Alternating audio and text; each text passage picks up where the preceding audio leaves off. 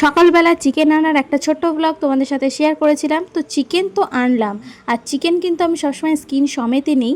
তো চিকেন তো এনেছি, কিন্তু চিকেনের ভেতরে মেটে এগুলো দিয়েছে। আর সত্যি কথা বলতে তুমি যতই বারণ করো না কেন, এগুলো তো দেবেই।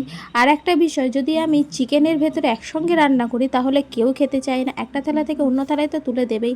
তাই আমি একটা আইডিয়া বের করলাম যে এইগুলোর একটা চচ্চড়ি বানানো যাক, মানে কিছুটা স্কিন, গলা, মেটে আর ওই যে পাকস্থলী বলে, সেইগুলোই একটা চচ্চড়ি বানানো যায়। তাহলে প্রথমেই দেখো কড়াইটাকে সুন্দর করে গরম করে সেখানে তেল দিয়ে দিয়েছি, সরষের তেল। আর তার মধ্যে দিয়েছি দেখো খানিকটা পেঁয়াজ। এবার এই পেঁয়াজগুলো না লাল লাল করে ভাজা ভাজা করে নেব। আর এই যতক্ষণ না ভাজা হচ্ছে ততক্ষণ আমি ওইদিকে যেই স্কিন সমেত যেগুলো নিয়েছিলাম সেগুলো আমি ধুয়ে নিই। দেখো আমার ধুয়ে রেডি করে আনা কমপ্লিট, তাও দেখছি যে এখনও পেঁয়াজটা হয়নি ভাজা। তো তারপরে দেখলাম যে এর জোরটাই কমানো আছে, তাই আমি জোরটা বাড়িয়ে দিলাম, দিয়ে পেঁয়াজটাকে একটু সুন্দর করে লাল লাল করে আমি ভেজে নিলাম।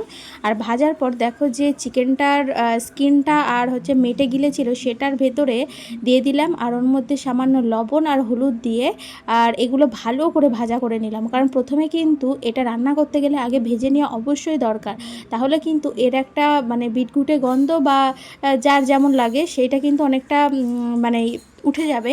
তারপরে কিন্তু এই দেখো আমি চিকেনের যে মশলাটা করেছিলাম তার থেকে কিছুটা মশলা আমি বাঁচিয়ে রেখে এর ভেতরে আমি দিয়ে দিয়েছি, দিয়ে এখন সুন্দর করে কষিয়ে নেব।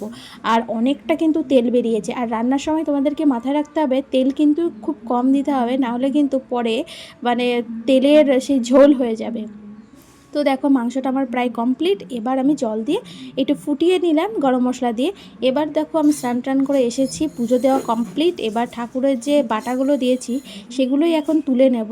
তো দেখো ঠাকুরের আসনগুলো প্রথমে আমি নমস্কার করে তুলে নিলাম। এরপর হচ্ছে ঠাকুরের গ্লাসগুলো এক জায়গায় করে সেখানে যে তুলসী পাতা দেওয়া হয়েছিল সেগুলোই আমি তুলে রাখছি। দিয়ে এবার হচ্ছে আমার ফেভারিট হচ্ছে লাড্ডু, এই লাড্ডু প্রসাদই দিয়েছিলাম।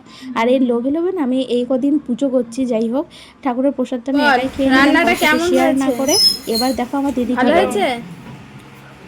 ভালো, তাই? কিন্তু মাই বেশি ভালো রান্না করে। হ্যাঁ,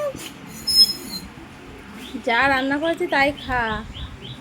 এত সুন্দর রান্না, তাও বলে নাকি ভালো হয়নি।